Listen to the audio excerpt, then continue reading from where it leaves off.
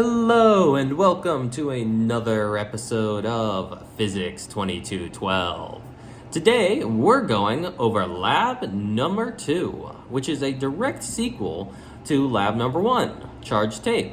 In this case, we're revisiting it using a slightly different computational model. And so a lot of the physics principles that you remember from last time are also here, such as gravity, charge, electric fields, electric force. But we're also introducing a new concept, that of using approximations to calculate the electric field and electric force of more complicated objects, in this case, line charges.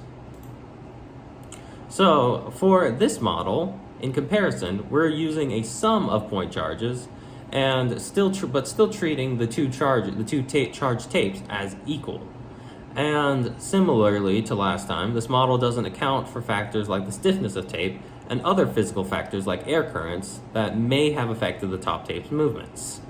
Along with those, other error sources include that the measurement was performed by ruler and without touching the tape or even getting too close to avoid discharging the tape and throwing off our measurements.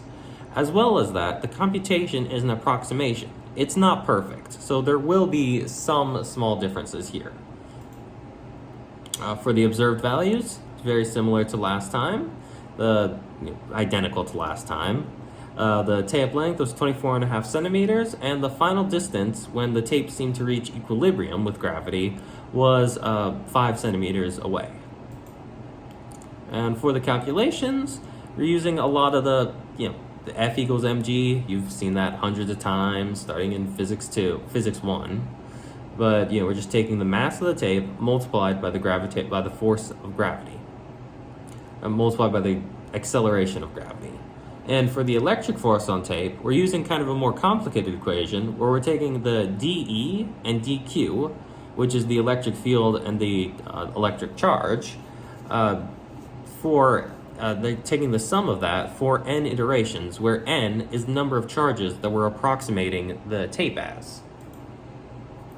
Now, for the computed values, you see this white arrow right here represents the electric force, and it is the sum of all of these smaller green arrows, which are the electric forces of the individual point charges that the tape is approximated as.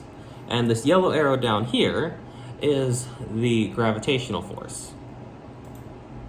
Now, for the magnitude of the electric force on the tape, we got 2.41 e to the negative 3 newtons.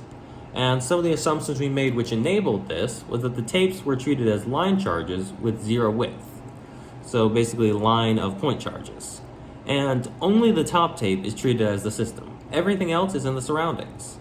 As well as that, we assumed that the tape was in equilibrium with gravity and electric force when we were measuring it.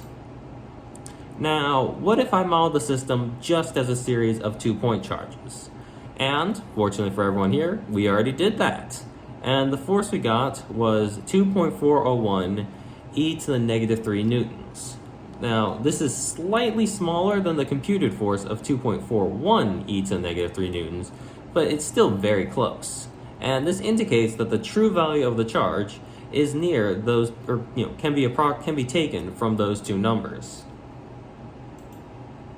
Now, why is there a difference between the two computations? Is that the models aren't the same. It makes sense that two very different methods will arrive at different but similar answers. And I think that the line charge approximation is closer to the real value, as the reality of the tape as a long, thin thing is closer to a line charge than it is to a point charge. Now, in conclusions, models matter. You've probably heard that a bunch of times, but models definitely matter, as you can see here. And that you can model charged objects in different ways, with the method being extremely important. And kind of more of a practical tip ending off is that by comparing different models, it can be a good way to kind of sanity check your results to make sure that you aren't getting something completely off kilter. All right, thank you for coming to my presentation. Hope you have a great night.